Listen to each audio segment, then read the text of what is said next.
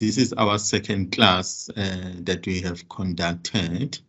On the first class, we went through to the study unit 1, which is an introduction to the management accounting, and study unit 2, which, as I explained last class, that it is more of your dictionary, more of you learning the language of cost and management accounting. Okay. Today, hopefully, we're going to do study unit 3, 4, and if we still have time, we can still study unit 5. Those are still critical. Okay. Just a recap on study unit 2, which I said that is the dictionary for your cost and management accounting. Yes, we understand that we started the class very late, but now it is for you to do, I mean, here now the class, we're hoping that for assessment 5, if I'm not mistaken, that is where now which got like, I mean, comprised of 40% towards your final marks. We will able to contribute some marks there, I mean, like better marks in order for you to pass at the end of the year. Coming back to study unit 2, which, as I said, that's a dictionary and the language that you need to understand. Okay, what we address, I mean, this is what the cost introduction to cost and management accounting is all about. What we are saying here, we are saying that, okay, what you need to be learning this cost concept for you to able to go forward and understand what is this cost and management accounting is all about. The first thing that the cost and management accounting is all about is about calculating the cost of something. What is the cost of something? That's what we call it, a cost object. It's either a product, a service, or an activities. Okay. In calculating that cost of this something, there are things that we need to put in together in order, to have the final product, whether it's a service or activity or the physical product itself. What do you need? There's something that we call it product/service cost. And there's something that we call period cost. What is included in the product cost? What is included in the product cost is material, labor, and manufacturing overhead. Product cost and manufacturing cost, these words are used interchangeable. Okay, but for this, for the product, this cost object to consume material, labor, and manufacturing overhead, there is something in between there, which we call it cost drivers here. The cost driver is something that causes the cost of something to happen. As an example, material. The only time that you're going to incur the cost of material is when you start producing quantity. You produce one quantity, your cost of material goes up. You produce 10, it goes up. You don't produce, you don't incur the cost of your material. Labor. Depending on the number of hours that the labor here uses to produce this cost object. Based on this driver here, then you incur the cost of labor. Okay. Manufacturing overhead will be a combination of different factors of the cost drivers. Maybe the number of hours, kilometers, size, and quantity, depending on the industry. Okay. You understand what is a product cost, what cost drivers are. Then you have the period non-manufacturing cost. These are the example of period non-manufacturing cost that you incur. Themselves, they've got their own drivers as well, but we don't include, when you are asked to calculate the product or period cost, you don't go and include your period cost or non-manufacturing cost. Still on the same concept, When we move now to categorize this same type of cost between direct and indirect, what are we saying now? We're saying that in the direct cost, you do the cost assignment to the product. Then you go back to the product to say, okay, I got material, I got labor. What type of cost? Are they direct cost or indirect cost? We understand that material and labor are direct cost. What do? You do the cost assignment. Comes to indirect cost. What consists of indirect cost? The things that consist in indirect cost is your manufacturing overhead. Note that manufacturing overhead, what type of cost is included there? It includes your indirect labor, your indirect material. When we allocate this manufacturing overhead into your cost object, what do we call it? We do the cost allocation. We are allocating that cost. We are not doing the cost assignment. Okay. Then we say, okay, next step, we got another categories now, another category of categorizing the cost and management, your cost. What is that category? It's a prime cost and it's conversion cost. What consists of your prime cost is still within this. There's nothing new that we are introducing here. We say, okay, prime cost, we are just saying prime cost, your material and labor is a prime cost. We are using this term for decision-making purpose. Remember, we said that what is the management accounting via compare with your financial accounting? It is a management accounting. It assists us in planning, control, and measurement. For you to be able to plan, you need to understand what is critical, and what is critical depending on the industry that you are in. You call it's a prime cost, because if you don't have material, you don't have labor, there is nothing that you can use to produce your cost object. That's what you call it, a prime cost. Another term that we're introducing now for decision-making purpose is the conversion cost. What are we saying now regarding the conversion cost? We say, okay, we understand what is prime cost, is material and labor. For us now to convert the material into a finished product cost object, what do we need? Say, yes, we need labor and we need manufacturing overhead, these two now. There's nothing new again that we are introducing there. We are just using this term for decision-making purpose when we categorize this term to say what is prime and what is conversion. Then the next step is to understand, you say now, okay, we understand what is the prime cost, what is conversion cost, what is direct and indirect. Let's understand these terms now in terms of fixed and variable cost. For us to understand the cost in terms of fixed and variable as well, it is for decision-making purpose, for planning. Why is it for planning? Because we know that the fixed costs remain fixed in total and variable per unit as per your study guide.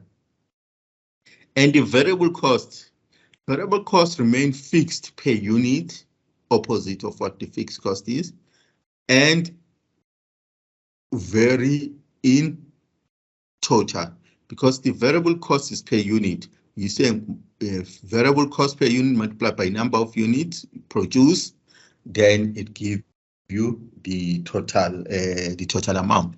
The fixed cost is a fixed cost. You don't multiply it by number of units. For decision-making purpose, then you need to understand that, okay, if I have a certain amount of fixed cost, how many units I can produce before this fixed cost changes? Okay. Then you have another type of cost, which you call it's a semi-fixed cost and mixed cost. Both these got a combination of variable and fixed cost. That's how we summarize study unit 2. Okay, how will this be tested? And how it has been tested, I'm not sure on your previous study unit. You may be given a different type of items. In those type of items, what will happen there is that you need now to categorize those items per this category, what we just learned now. To say, okay, is this items a product or period cost? How does the cost behave for these items? Is it a direct material, direct labor, or manufacturing overhead?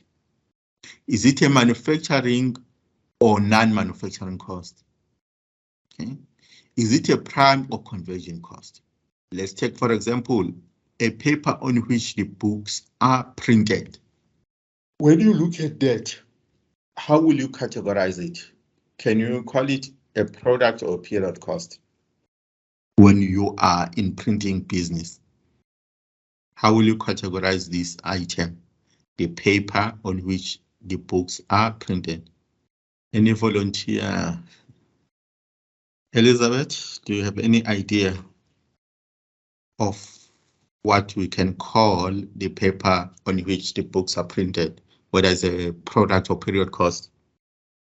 Mr. Piri, Elizabeth has commented saying that on the chat, saying that is a product cost. Yes. Oh, okay. Thanks. Thanks, Elizabeth. Yes, that's correct. Okay. That is the product cost. Then in terms of cost behavior, does the paper, if we're talking about paper, are the paper a fixed cost or variable cost? Yes, correct. It is variable. Because depending on the number of books that you're gonna be printing, the more books you're printing, the more paper you need, the more cost that you required. In terms of direct material, labor, or manufacturing cost, where does it belong? Will you categorize it as direct material, labor, or manufacturing overhead? Mind you, the manufacturing overhead is a combination of your material and the labor, but it is indirect. What type of is that? The paper, is it material, or is it labor, or is it manufacturing overhead? When you are producing books, when you are printing books. Correct. Thanks, Amber. Now, when we move now on the same category now, you say, okay, you understand that it is a product cost and it is it is a variable cost and it is direct material.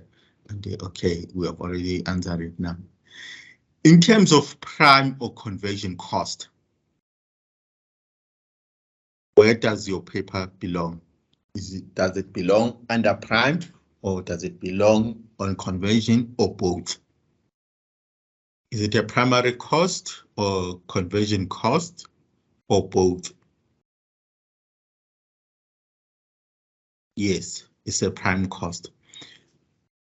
Yes, thanks, Elizabeth. Okay, yes, it is a prime cost.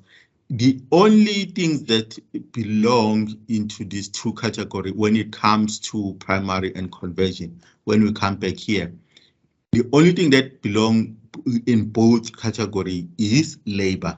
Labor is part of prime cost and the labor is part of conversion cost. Only material is part of the prime cost.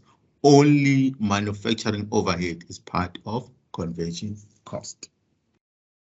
Yes, basically the point here what we're trying to, when you, either in your assessment or going forward for your study, you may be given the categories. The point here is to say, we got a certain set of items. This set of items, when you come back to this slide, to your study unit 2, you can categorize it in all these terms, but these are not new. It's the same categories. If you look in the middle point here, we are just taking your material labor manufacturing overhead and your operating expense.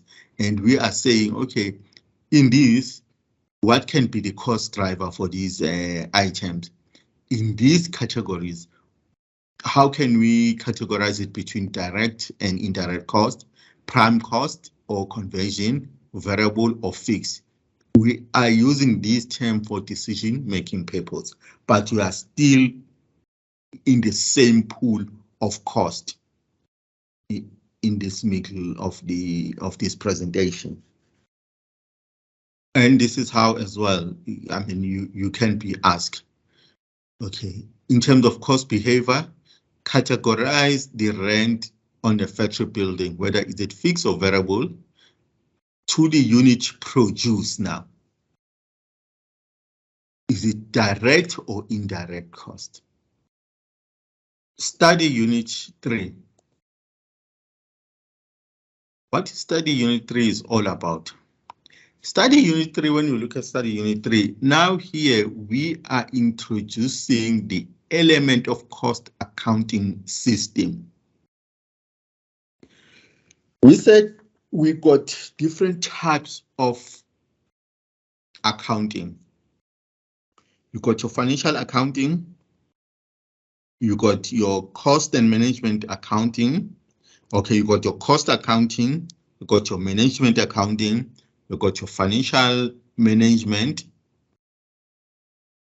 which is part of accounting. In these items, because we are doing cost and management accounting, that's why now we have to introduce. Let's understand the systems that belong under cost accounting system. Cost accounting system itself, when you look at the first point here, it's a subsystem. This is a subsystem of the management accounting. It's not the system on itself. When we're talking about cost and management accounting, it is part of management accounting. It's not on itself, on its own, like your financial accounting. You got the financial accounting system, and that system, it is a standalone system. Cost accounting system, it roll up under management accounting system. We need to understand that. But what is it that we're using it for? When you come to this sentence now here, this part, it also provides the management with information about the cost of a product and service. What did we talk about before? We said, okay, with the cost accounting, what are we measuring? We are measuring the cost of something, which is what? Cost object in terms of the costing terms. This is where now, where do we go? Do we go to the management accounting system or financial accounting system to get the cost of something when we calculate it? No, we go to the subsystem of management accounting, which is the cost and cost accounting system, to provide us with that information. Okay. When you look at this paragraph, that is where the true or false question can come in. That the cost accounting system accumulate that detailed information about the cost throughout the entire production process. Understand that as it is, in order for you to know what is the cost accounting system. The main objective of cost accounting system, are product service costing. As we said, we need to understand basically when we come here, back here, we are measuring the cost of a cost object. That's why when you're learning now here on your study guide, it says that the main objective is about costing of your product or service cost and inventory, as well as the cost control. We go back now to your study unit 1. What is the purpose of the cost and management accounting? It's a tool that is being used by management. What you learn from business management, that they need to do the planning, control, organization, and control. Without the cost and management accounting, those functions of management are not practical. They need a certain tool. That is where now you as a cost accountant comes in. So, okay, I have a skill, then I have a tool to provide you with this information for decision-making purpose planning. Here, the element of cost accounting system. There are 6 questions when you come to the bottom that you need to answer regarding this element. On what basis the element of on what basis will the element of product cost be measured? This is now what we are trying to answer in this study guide. What this study guide, I mean, sorry, not this study unit is all about. It's about these 6 elements. As you can see, the first one, the basis of measuring the production input cost. What is the production input cost? The production input cost, the input cost is the cost of material, labor, and manufacturing overhead. The first question now, what are the bases of measuring that cost? How do we go about in doing that? The basis of measuring the input cost, as we just said, the management of the company will have to decide how will they measure the cost. Okay, how they will measure the cost? There are 3 bases. Those 3 bases is, okay, they can decide to say they're gonna do the actual costing basis, normal costing basis, standard costing basis. Okay. Understand those 3 items, either for your assessment question or just for your normal studies. So what are the 3 bases of measuring the input cost? You understand by now what is your input cost: material, labor, and manufacturing overhead. What is the normal costing basis? Where the actual costing basis charges the actual historical cost of what? Material, labor, and production overhead. Here you're basically saying what? When I'm measuring the input for my product, I will be using what? I'll be just using the, or this is the normal basis. I thought I mean the actual. Yes, still, but for the same items. When you are measuring you're using the actual cost basis, you are using what? You are using the accounted recorded, the actual cost that has been recorded. It's a simple one. You go to your accounting record. How much have you paid for your material? How much you paid for your labor? How much you paid for your manufacturing overhead? Since as this, the point here they highlighting is an actual or historical cost. When I come to you, how much, as we say here, we are trying to measure the input cost. How much of your input cost have you incurred using your actual cost basis? Then that's what you're gonna come in and tell us. Let's look at this example. We are told this company used the actual costing as a basis for determining the cost of the manufactured good. And you are assuming there's no opening stock here. How do you measure the input cost per unit? Here, what you go and do is say, okay, what is sitting in my ledger? The actual cost.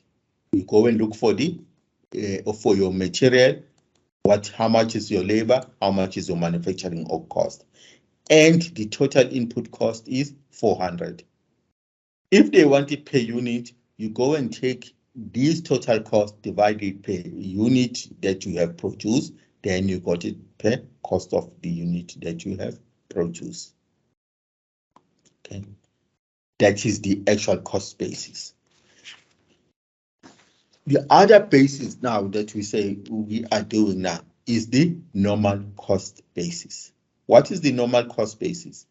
The normal cost basis where it only differs now, it is in this point. The normal cost basis use the actual cost for direct material and direct labor. Okay, then you ask yourself, then if I'm measuring the input cost, I must have three categories: labor, manufacturing overhead, and material. Then what happened to manufacturing overhead? There is a clue here. The cost of overhead is charged by applying a predetermined rate. Okay, let's look at here. Okay, if you look at this information here, before you even go into details of here or of the solution, this is what you are told. This is the actual cost that has been incurred. You have incurred 100,000 for material, labor 120, manufacturing overhead 108 is 400,000. When you were using the actual cost basis, this is basically what you are incurring. But now we are told that when we are using the normal cost basis, where is the issue now? You're saying that when it comes here, the production overhead, we don't use the actual cost basis. What do we use? We said that we are using the predetermined rate to the actual cost of activity level. Then you have to come here now and understand, are you giving the information regarding the predetermined rate and regarding the activity level? Here you are told that the overhead are assigned to the production at a predetermined rate of 430. Keep in mind this predetermined rate. You're going to be using it when you are doing the cost flow statement. And you must know now, these are the terms. Once you miss it now, you're going to miss it for the rest of the study guide. These are the terms now that you are being introduced to. You're not going to find this predetermined rate in the financial accounting. You only find it in the cost and management accounting. Now, what we're saying now, 430 is a predetermined rate that you're going to be using against the activities level. What is the activity level? That's a term that you are using in cost and management accounting. Is the number of units that has been produced, which is 400. Basically now, when you answer this solution before, so when you answer here, you're gonna have these costs and this cost. When it comes now to the production overhead, you have to go and say 430 multiplied by 400 in order for you to get the cost of your manufacturing overhead under the normal costing basis. Okay, that is how now your solution look like. Still measuring the input cost. Now let's move to the third measurement of input cost, which is, we call it, is a standard costing. Okay.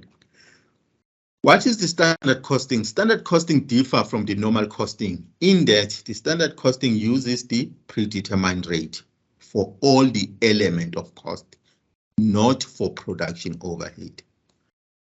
Okay, remember now, we started with what? We started with the actual cost. Actual cost, it says three of your input production cost, you are using the actual cost.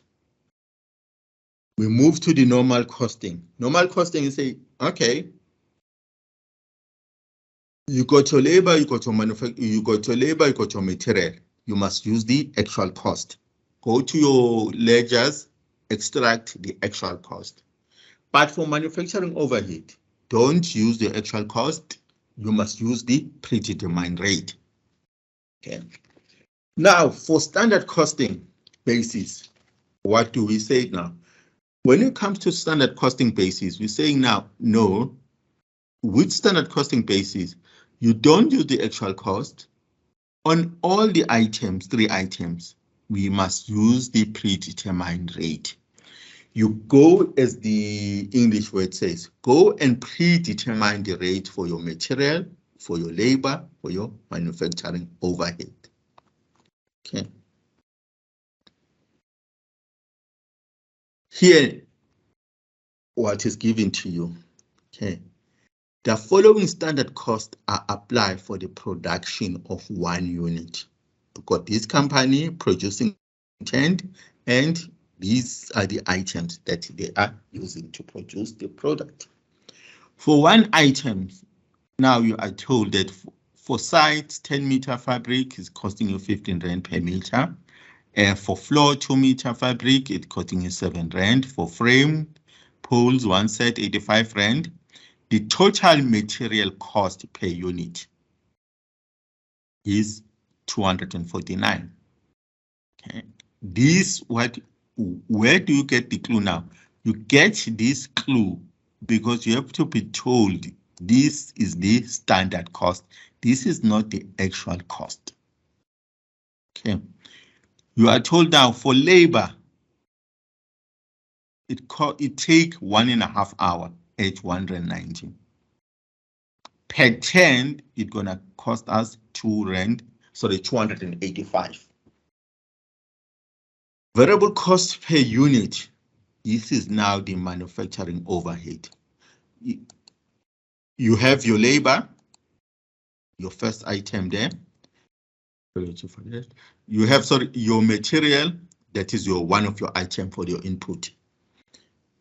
For you to produce a product, you have labor, the input, then you have your variable cost per unit. What are you told now? The standard cost, the standard production output. This is the estimation of 380. Oh, sorry, 380 tons. The total fixed overhead is set at 114,000 and is charged to production per direct labor hours. Okay.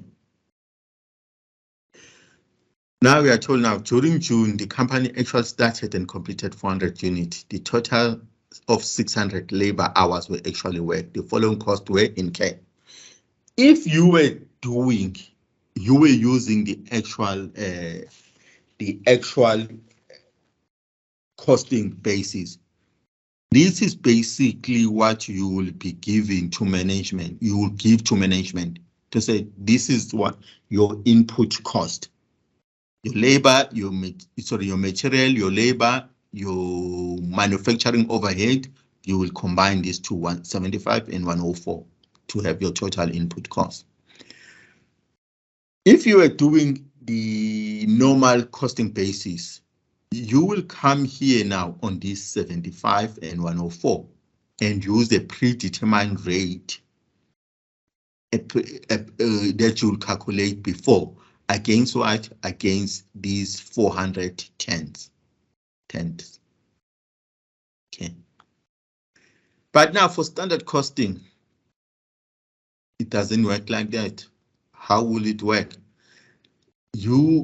For standard costing for all these input costs, you must use the standard rate, as you can see now here.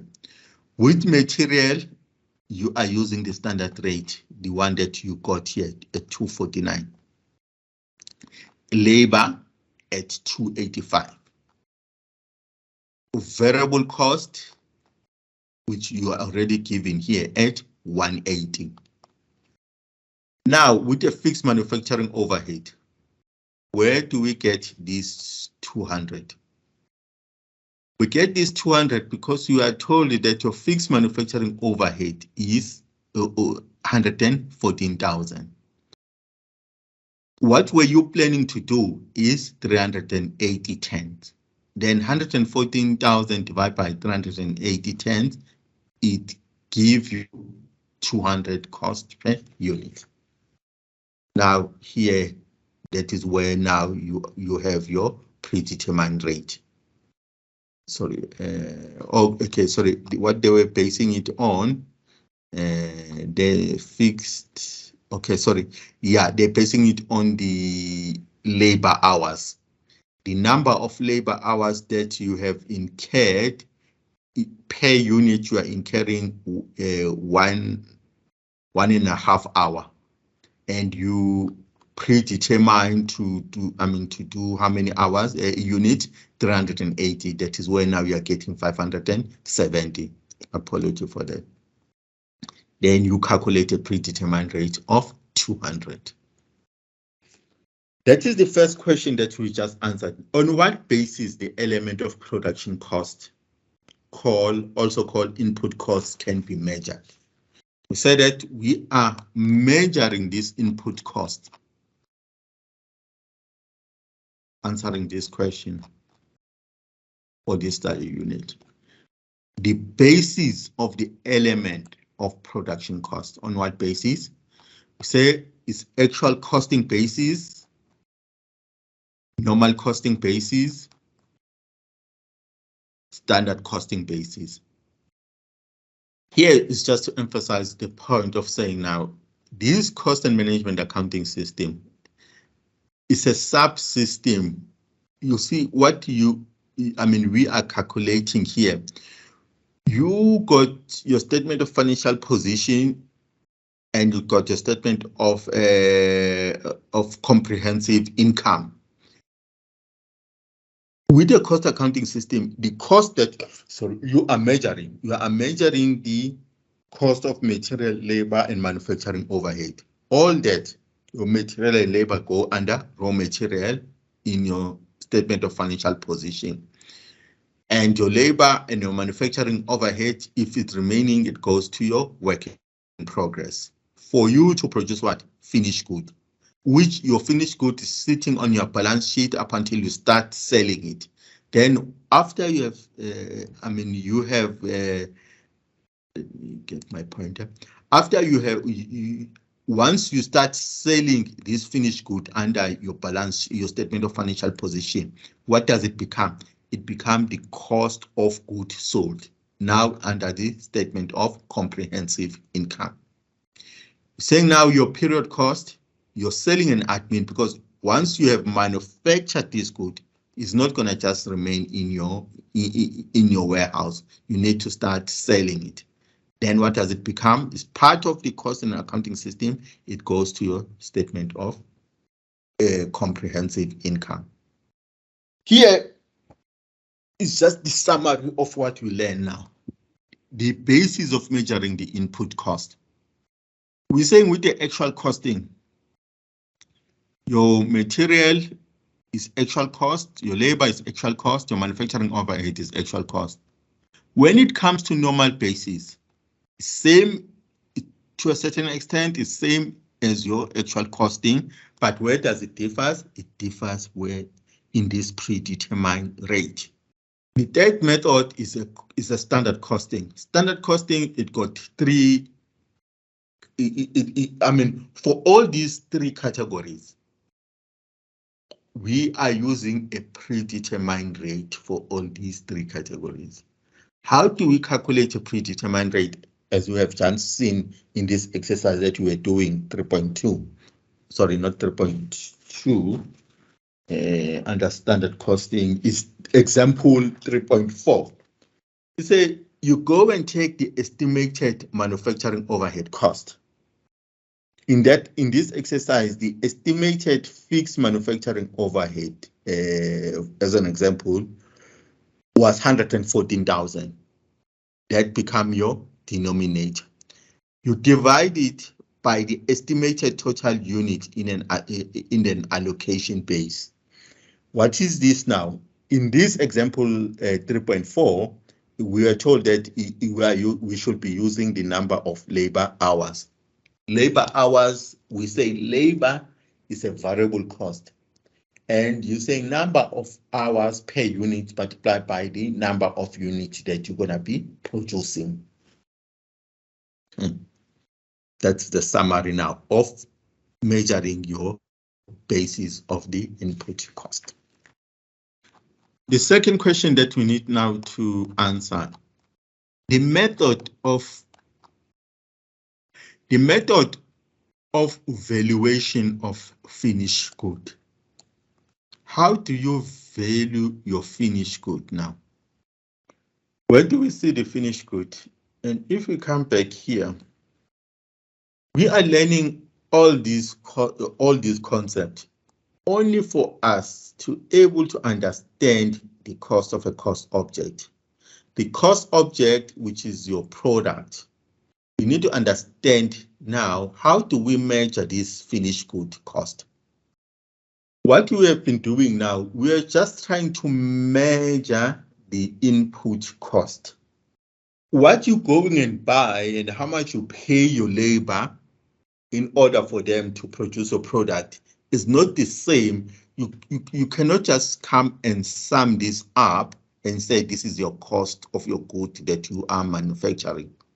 No, there is the method now that you need. The method that we are using here, as we said, that there are three: standard, normal, actual, is not the same as your cost of your good that you have produced. Because in here, whatever, especially material, okay, which is not especially material that you purchase, you don't necessarily use it all. Manufacturing overhead, you don't necessarily use it all. At the end of the day, what you still remaining with what? With the work in progress. Whatever now you have finished, you need now to measure it correctly, which is your cost, which is your cost object. Okay. This is now what I'm saying here. You got the cost of your material purchase. Here you are using your input cost, those three measurements. But once the cost is here on the finished good, you need to measure it in order for you to correctly report it in your statement of comprehensive income and have a correct profit and loss. What are we saying now? What are those methods now? There are two methods that we are using in measuring your finished good. We are saying one of the methods that we must use is absorption costing method. And the next one is marginal costing method. Be careful. The previous three methods are measuring the input cost. Now what are we measuring? We are measuring the finished good. Finished good, we are using what? Absorption costing method, marginal costing method. These are now another terms that you need to understand going forward as a cost and management accountant. The absorption costing method is known as full costing method. What does that mean? This treats all the manufacturing cost, both what we call these variable as well as the fixed and variable overhead as the product cost. Remember on our study unit 2, we introduce the cost behavior. These two cost behavior, we introduce them. Fixed and variable. It becomes critical then because these are only in manufacturing overhead. Because how does the material and the labor behave? It behaves a variable, as Elizabeth answered. You say, okay, your labor and your manufacturing overhead are variable. But when it comes to your manufacturing overhead, we are saying that are mixed cost. This method now of measuring your finished good is absorption costing method. One of the methods that we are using here is absorption costing method. And what are we saying now? In this method, we are saying, let's take all the cost. Absorb, as it says, absorption costing method. You are absorbing all the cost. Aspiring accountant, these two terms, there's the term where people they say once you've seen it, you can't unseen it. Going forward, these terms up until you qualified, and after you qualified as an accountant, you have to get used to these two terms, understand them. Absorption costing method.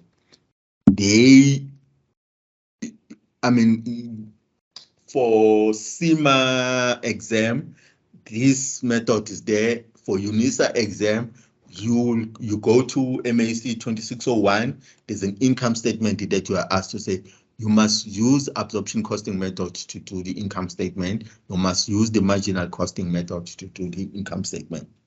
Understand it right now, investing, understanding, and going forward should be easy. What is the other method of measuring that? We say is to measuring the finished good is marginal costing method. Marginal costing method is known as the variable costing method.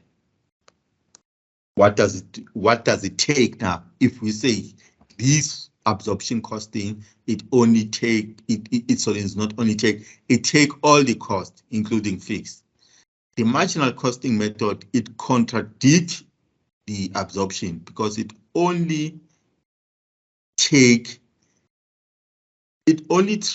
the variable cost as a product cost. Then your fixed manufacturing overhead is treated as the period cost. How do we put this into context? Let's come back here. Remember what we said here. We're saying, okay, you got your product cost, which consists of your material, labor, and manufacturing overhead. We're saying manufacturing overhead, it consists of the mixed cost, variable and fixed cost. You got your non-manufacturing and period cost. What does it consist of? It consists of your mostly your admin cost. Now with these two methods, now we're saying, okay, now how do we measure the finished good? We're saying we're measuring the finished good, which is your cost object, using the absorption method. It says the absorption method, as you can see this block here, you take all these costs and you measure your finished good. But now we're saying now there's this other method, marginal costing method.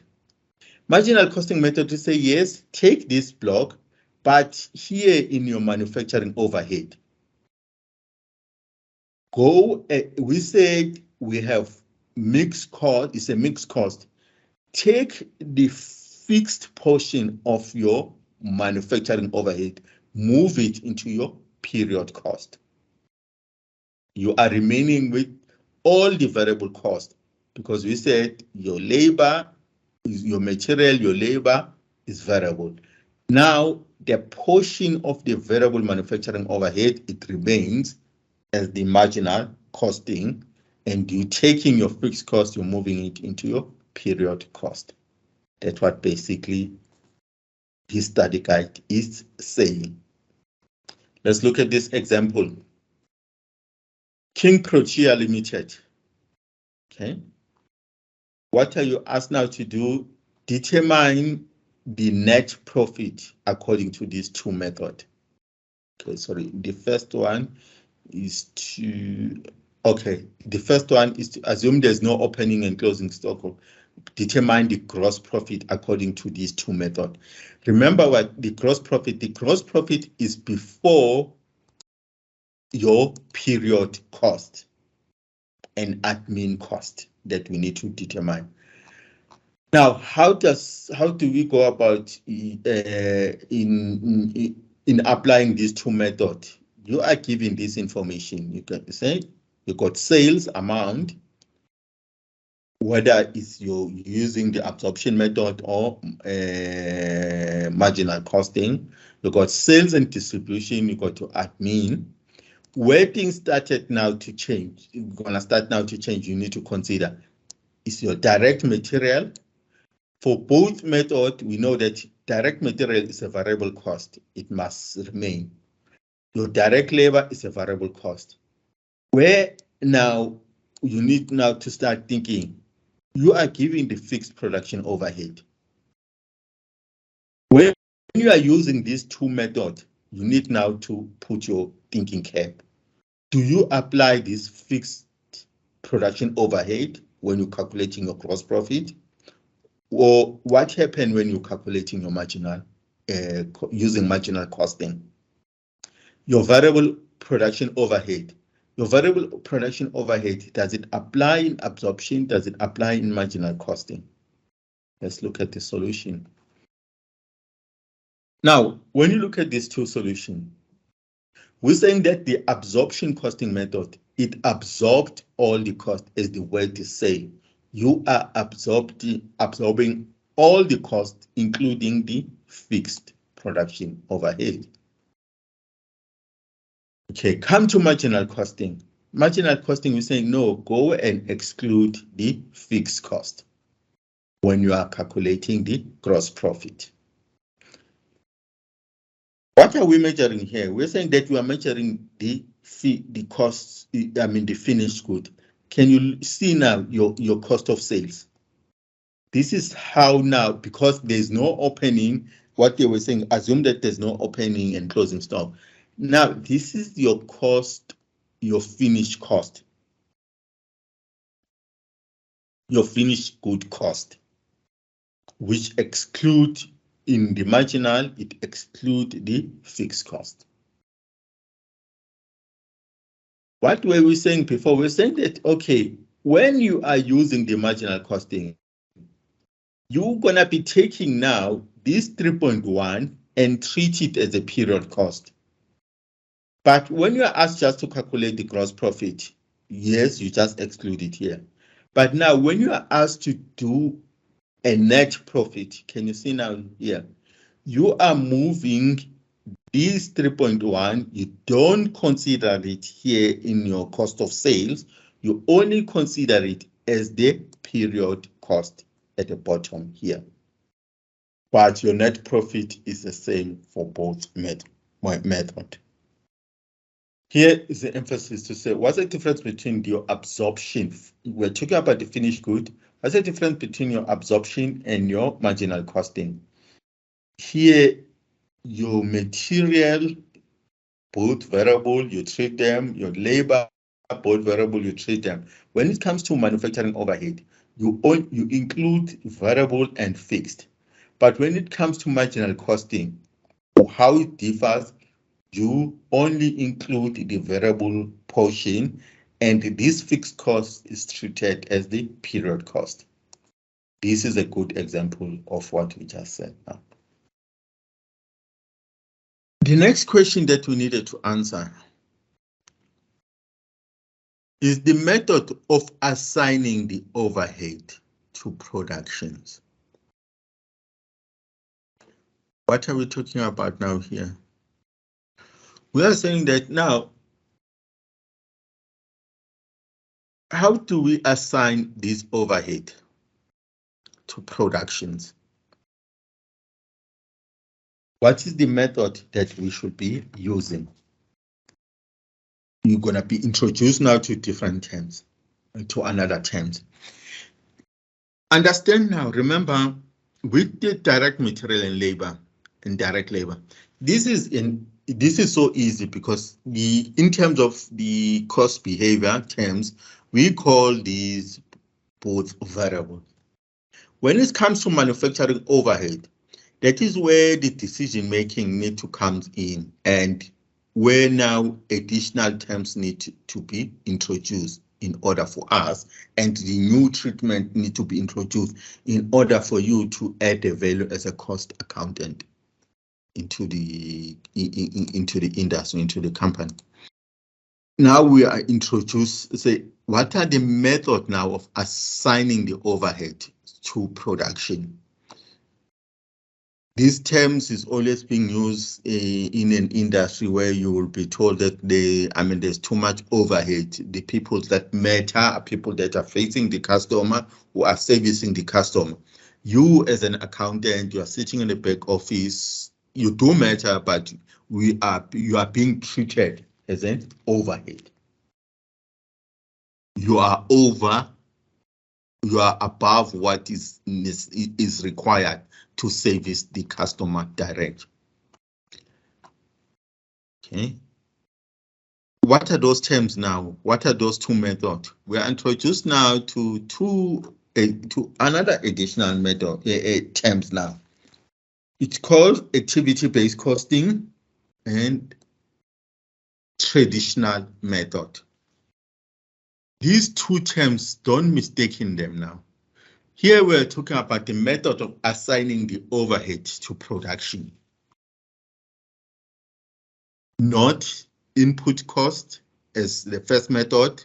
We've got three methods, not measuring the finished good, which got two methods, absorption and marginal. Here we're saying no, this now method, now the question we are answering here, method of assigning the overhead to production. The first method that we're talking about here is traditional costing method. In the traditional costing method, all the production overhead costs are pulled together, either for factory as a whole or per production department. We then select the most suitable cost driver to determine the apportionment rate. Okay. What is the suitable driver here? Now they make an example, is a volume-based cost drivers are the number of units produced and the number of direct labor and the number of machine. These are the example. Okay, what does that actually mean? We are saying here, so you got manufacturing overhead. I like this because this is the basis of cost and management accounting. We are saying now you got manufacturing overhead, indirect labor, indirect material. I need to add the other manufacturing overhead. You got this manufacturing overhead, which what we call them the mixed cost. We're saying no, we go and put all these together, pull them together, and we have one amount of manufacturing overhead. And the next question is now, okay, how are we going to be allocating this manufacturing overhead across all the product? No, one solution is that it's traditional costing method. Traditional costing method to say, okay, add all your manufacturing overhead, like in this example, and use the allocation method, one allocation method to calculate that cost. Either your manufacturing, okay, you do that for the factory or you do that for your production, for the factory as a whole or your production department. You may have different type of production department. Okay. How does that work now? Look here now. You got your fixed overhead. You got two departments here. Machining department, you got packaging department. This method to say, okay, you can either pull them together and use one cost driver to calculate a predetermined rate, or separate and use a specific cost driver. If we pull them together here, what do you have? You have your machining at 400, you got your packaging department at 35,000. If you were using, you were calculating for a factory overhead as a size, you will come and add the machine hours and the direct labor hours. That's not practical possible to do that. Why is not possible? Remember, for the machine to operate, you need the direct labor hours. You need the labor to be behind the machine to operate the machine. Even after the machine has stopped operating, the labor continue to still work. Okay, how does that work now? You will take, for example, when you are baking cakes or bread, you will put your oven on. That is then represent the number of hours when you are baking bread or you're baking cakes.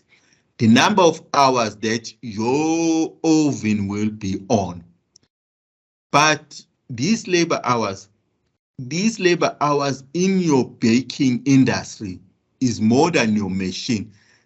Included here in these 700 days, 400 machine that work hours that you and your machine you were incurring concurrently. These 700 hours, it is the hours before you switch on your machine, is the hours after you have switched on, you have switched off the machine. That's why it's not gonna make sense to say, okay, you're gonna say 400 plus 700 and you use that as a driver to split that cost. One of the methods now that you can use here is to say, okay, the number of units that you have produced, it's gonna be, if you are calculating the total overhead rate for your factory. We'll say 435 divided by 1,000. But in this example, what I mean is being split. That is where now they say 400,000 divided by 400 machine hours, it gives you 1,000, and 35,000 for labor hours divided by the number of labor hours, it gives you 15. The point that I was just addressing here now is this one. If you were calculating the plant-wide fixed overhead rate, you'll have used the number of units, which will give you 435 units. These are predetermined rates that you are using now to allocate, to calculate what? To calculate to assign your manufacturing overhead to production. Okay. The other method that we are referring to is activity-based costing method. You have to understand this method because that is most popular method going forward. So, okay, do you know the activity-based costing method? The activity-based costing method, it analyzes what it basically says that you need to have activity cost pool. Out of this machining and packaging, you need to break it down to say, okay, yes, I understand that I'm incurring 400,000 cost, but what are the activities that are included here? What are the activities that are included in packaging? Then we calling the activity cost basing. This is now what it says now as an example now here. As per the cost pool, you need to understand those activities. You got the setup of the machine factory, which, as I explained, before your machine, you switch on your machine, you need to set it up. You need to order your material. You need to inspect the quality control. While your machine is still on, the laborers, they don't sit back and relax. They need to be inspecting to say, okay, if you are baking something, that things doesn't get like banned now, people, they need to be there. Then in order for you to calculate the activity-based costing method, you group all those small activities and you need to go and have the cost driver for them. Question number 3, as I said, just to emphasize, is about the method of assigning your overhead costs. You got your traditional, you got your activity-based costing. Then number 4 is how do we measure now the cost accumulation? What's a method of doing the cost accumulation? Cost accumulation, what does it mean? You are accumulating the cost depending on your industry. What are those 2 methods? Now, this is the cost accumulation. It's not an overhead as we were discussing it before, is not about the input cost, is not about allocation of the manufacturing overhead. The two methods of allocating the cost is we're saying is job costing and process costing. What is job costing? Job costing is the method that is appropriate when the goods are made according to customer specification. Process costing is used when identical goods are mass produced on the continuous basis. As an example, when you are in a baking industry, you are producing the same good all over and over. Job costing is when we're saying that now you are not producing the same type of goods.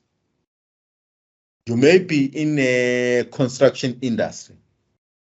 Some construction company, they build, as an example, if you are building like Cosmopolitan as a company, they build the same type of houses across. Then what they are using there, they are using the process costing because they know, okay, the 4-room house, it must be built with a certain number of cement, the certain number of material. But when now you go to these, these high-level areas where each person doesn't want their house to be the same as the neighbor, then what method do this company use? They're gonna be using now the job costing is according to the customer specification. Say no, I need 7-room house. Someone will say I need 2-bedroom house and all that. Then as a cost accountant, you need to understand the method that you're gonna be using to calculate the cost, the accumulation of the cost. If you are using the job costing, you know that, okay, for each job that this company is doing, it has to be as per the specification. It will differ from one job to another. But as for the process costing, you know that you are using the same, you are producing the identical good, then it must remain the same. Okay. Then the last part that you need to know and go through for here now the cost flow.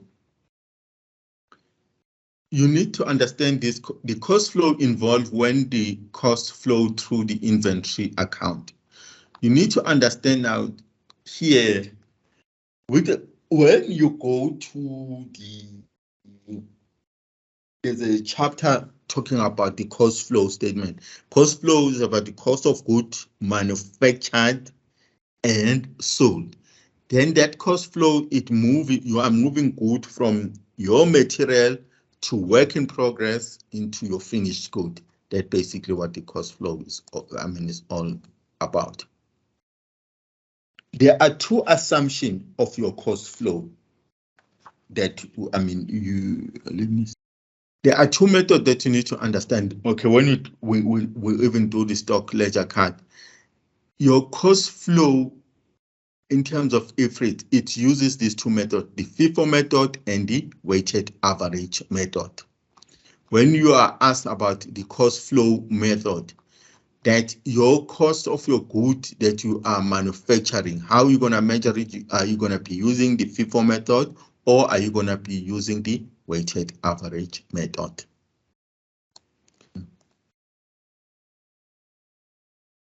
In summary now, for this study unit 3, the cost flow got two methods, the FIFO and weighted average. The method of cost accumulation is job costing and process costing. The method of assigning the overhead costing is traditional activity-based costing. The method of valuation of the finished good is absorption and marginal costing. where the only difference is the treatment of manufacturing overhead. Absorption, it takes both variable and fixed. Marginal, it treats the fixed cost as the period cost. The basis of measuring the input cost, you got three: actual, normal costing, standard costing. Actual, it takes the actual cost for the three items. Normal costing, it takes the actual cost for direct material and labor. For manufacturing overhead, you're using the predetermined rate. Standard costing, it uses the predetermined rate for all these three items. How do you calculate a predetermined rate? You take the estimated manufacturing overhead cost, you divide by the estimated total unit in the allocation basis. You're gonna be told here whether you are using machine hours, labor hours, or number of units produced.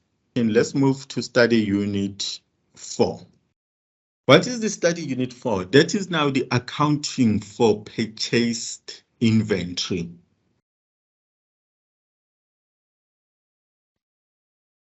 You go and purchase the inventory now. Your purchase department go and purchase it and bring it back to you as a cost accountant. Before it even move now to production environment, and during the production environment, after the production environment, what do you do as a cost accountant? Study unit 4, it says now, okay, let's give you the skills of accounting for that purchase inventory. Here we're going to be giving you the terms and the concept related to purchase inventory, recording entries for the purchase inventory. The categories for inventory can be purchased or manufactured. And what we're saying now here, your inventory purchase, I mean, you categorize it according to the purpose which is being held.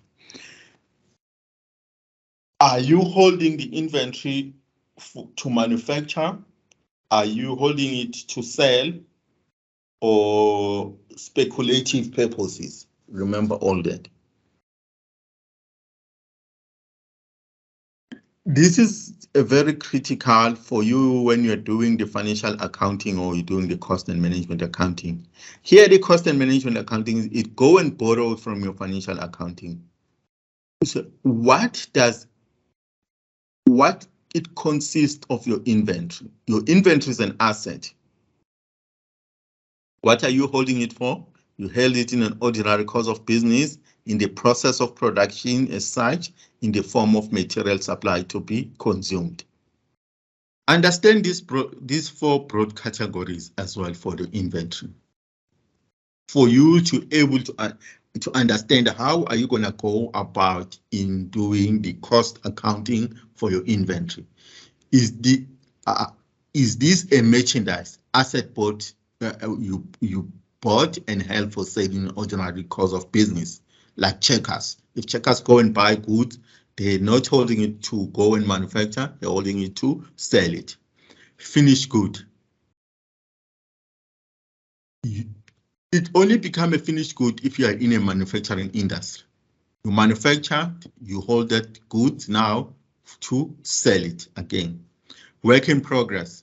Go and buy material, you manufacture the good. When the good has not been finished, what type of inventory category is that? It is work in progress. Remember, when you do your statement of cost of goods sold and cost of good manufactured and sold, you're going to have some opening stock on your work in progress. Material and suppliers. Asset to be consumed in the production process. These are the type of inventories that you need to understand. And the industries that you are in. Whether it's as I was saying now, it's a merchandiser, you're just distributing those goods, you are a wholesale, you are a retail. Finished good. Inventory of a finished good is an account in a general ledger of a manufacturer. It shows the cost of goods that were produced by the manufacturer. What consists now of your finished good? Which industry will be showing the finished good? We are told that is manufacture. Work in progress, as I have explained, you go buy goods, you go buy material in order for you to convert it into finished good. Then what account are you going to have? One of the accounts that you will have is your work in progress. Material that you're going to put it into your production process. You got consumable. Consumables, they are becoming part of your manufacturing overhead. And as we said, you talk about what consists of your manufacturing overhead is indirect labor, indirect material. Okay, here what we talk about that the page, when you purchase your inventory, there are three categories of your inventory purchase. It's a merchandise, it's a material, and it's consumable. Material is your direct material. Merchandise, when you are buying and selling, you're not in a manufacturing. Consumable will be both in a manufacturing and non-manufacturing environment. For non-manufacturing environment, it will be like your cleaning stock, both in manufacturing and non-manufacturing environment.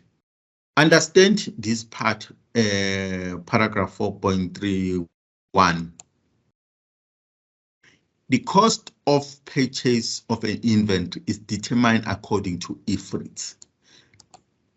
Remember when we were doing on study unit 1, we were saying now in study unit 1, how do we distinguish between the cost and management accounting? We were saying the financial accounting is driven by IFRIT and the legal requirement. When you come to cost and management accounting, that is not existing. But now and then, we still borrow from the financial accounting to use those terms, to use the logic and in the cost and management accounting. Like now, you're asking yourself now, where does the IFRIT, if you're saying now, you were saying when you distinguish between your cost and management accounting and the cost and financial accounting is not driven by IFRIT. No, we do sometimes there are certain terms like in the inventory. To say, how do we calculate now the cost of the purchase inventory? According to IFRIT, the cost of inventory shall comprise all the costs of purchase, cost of conversion, and the other cost incurred in bringing the inventory to the present location and condition. What exactly does that mean? The other cost. The paragraph 2.11, that is what it tells you. It's your purchase price, what you're paying is the purchase price, import duties, and other taxes. Transport cost, handling cost, and other costs directly attributed in the acquisition of the finished good, like trade discount, are deducted.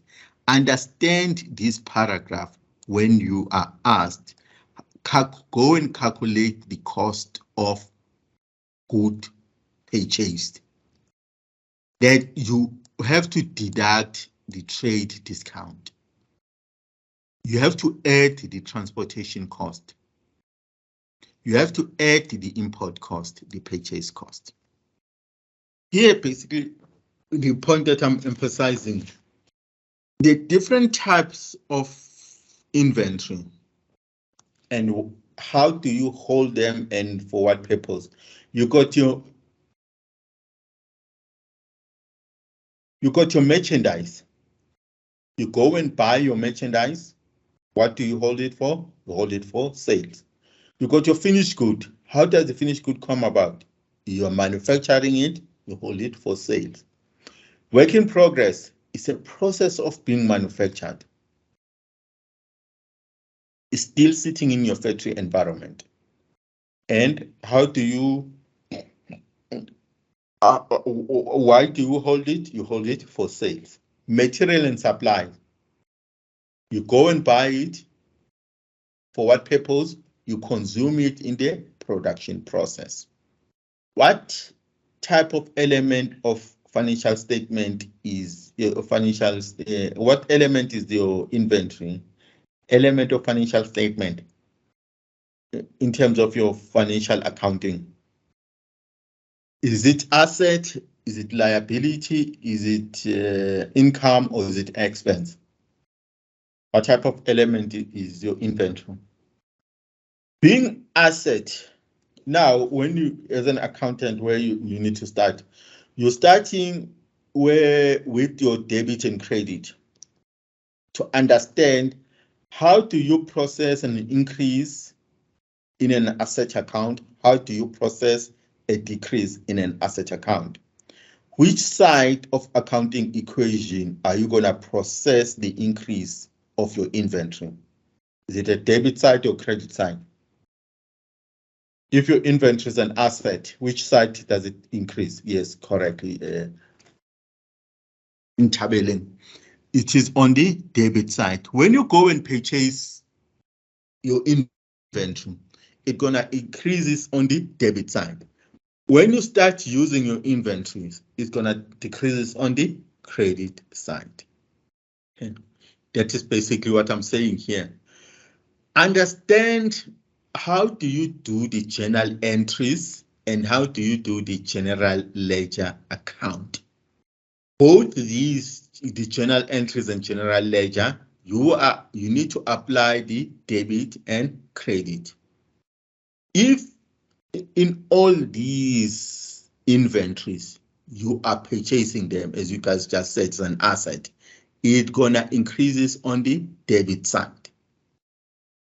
When you either selling it or you are consuming it within the business, which item are you going to be consuming it within the business? When it's a material or supply, you purchase material to put it into your work in progress. From the material side here, it's going to be credited because you are putting it to work in progress here, and your work in progress is going to be debited. Once you have finished your good in work in progress, you are sending it back to the finished good. Your finished good here is going to be debited.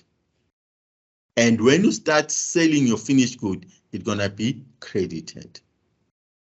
The inventory system that we are using, which you need to understand, you got what you call it, it's a perpetual system and is periodic system in understanding the cost of inventory. According to the perpetual system, the accounting records are continuously updated as the company receives or issue inventory. According to periodic system, only at a month end, the financials are updated. Where do you practically see these two systems? Like when you go to shops now, whether you go to Jet or you go to Sentient, to those exclusive shops or Checkers. When you are trying to purchase, especially where you can experience this when it's during sales, whether it's at Woolworths or Jet or Edgar's or whatever shop, the perpetual system is being used mostly in all the shops now. How do you experience that again? Because when you go and say, okay, you need a certain item, you need a certain shoes to, you're purchasing is during sales and of a certain size. You go there, you only find only one size of a pair. And you go to the counter, you ask them, say, hey, guys, I'm getting these left shoes. I'm size 10, I'm looking for this size 10. What happened to the other shoes? Is this still in the shop?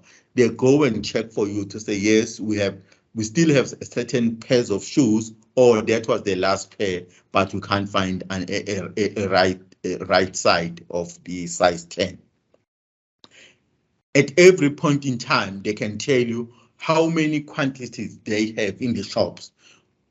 Or if it's a group of shops, like we're making an example like Woolworths, they can tell you, okay, we don't have this size in our shop or this color in this shop because they check it on the system, but go and check it if you are at Eastgate, they will ask you to go and check it in Sandton. Or sorry, they will check it for you in Sandton and say, yes, they do have it in Sandton, and phone Sandton and say, Sandton, okay, can you keep this item for a customer? On the continuous basis, the system gets updated as they are receiving good and issuing customer buying, and they are receiving good.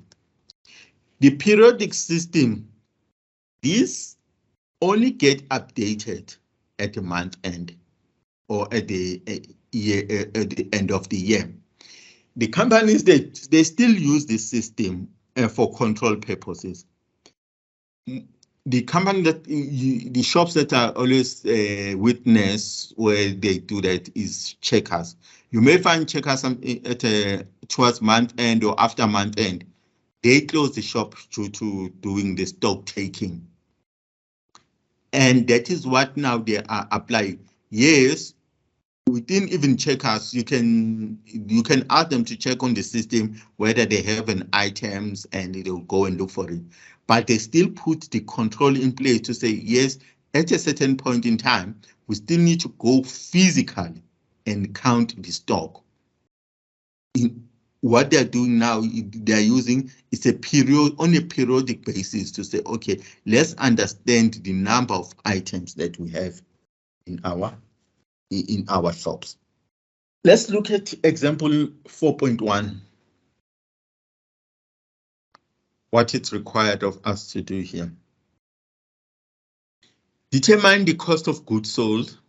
You need to prepare the journal. You need to understand how do you do the journal entries and general ledger entries. And you need to show your adjusted ledger account.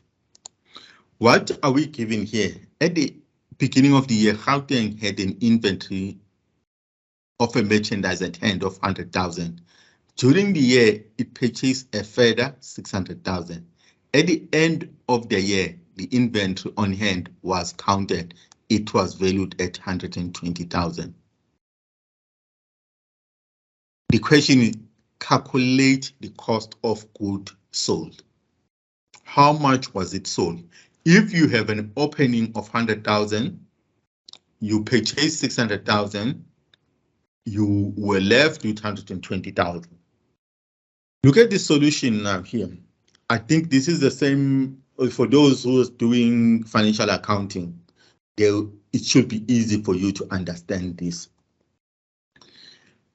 We calculate the cost of sales by saying opening stock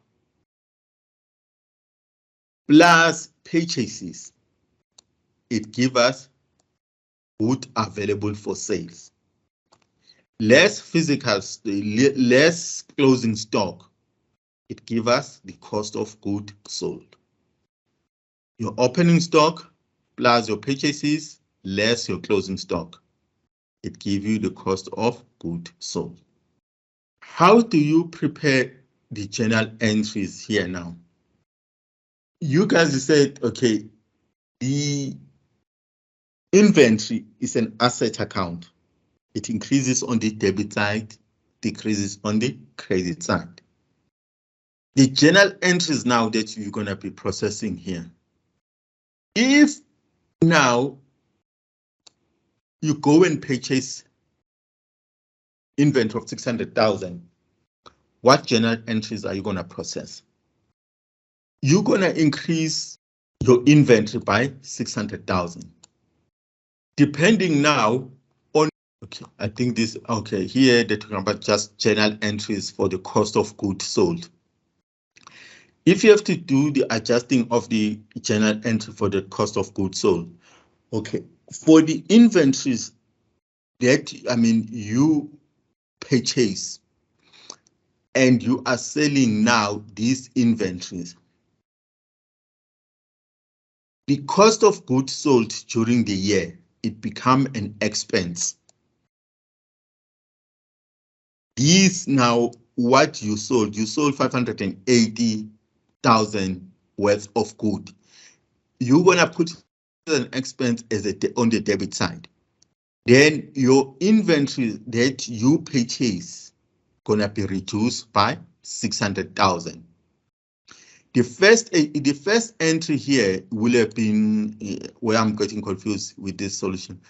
The first entry here, you will have gone and debit your inventory purchase and credit either your bank or your creditors. The second entry now, when you start consuming this inventory, is about now you're gonna be crediting your inventory and you're gonna debit your cost of goods sold, which is 518. The remaining balance of 20,000 is your inventory of merchandise account. This 20,000 is coming from where? It's coming from the opening stock. What are the general ledger accounts that now you need to process? That one are very clear. We are saying that firstly, your inventory account. Your inventory account is your asset account. It increases on the debit and it reduces on the credit side. With your opening balance, you have an opening balance of 100,000. What happened now? You go and you did the purchases. When you, okay, the point here now, okay, all right, okay, I see what they did. If they are using the periodic inventory method, how this entry is gonna look like in your general ledger account? Yes, you have an opening balance at the end of the day, at the end of the year of 100,000. What now you're gonna have now? You're gonna have a closing balance, which you calculated here, which you are giving at 120.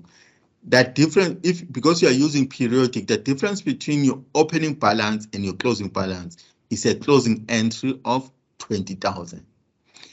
But when it comes to your purchase account, we say your purchase account, your inventory is the asset. It increases on the debit side. When you close it off, you're gonna close it off at 600,000. Then the next entry here, what you calculated first, they say calculate the cost of goods sold. That cost of goods sold, it become an expense. Expense increases on the debit side. That's why you're gonna have a debit entry on the cost of goods sold. Thanks, colleagues. We will meet on Thursday.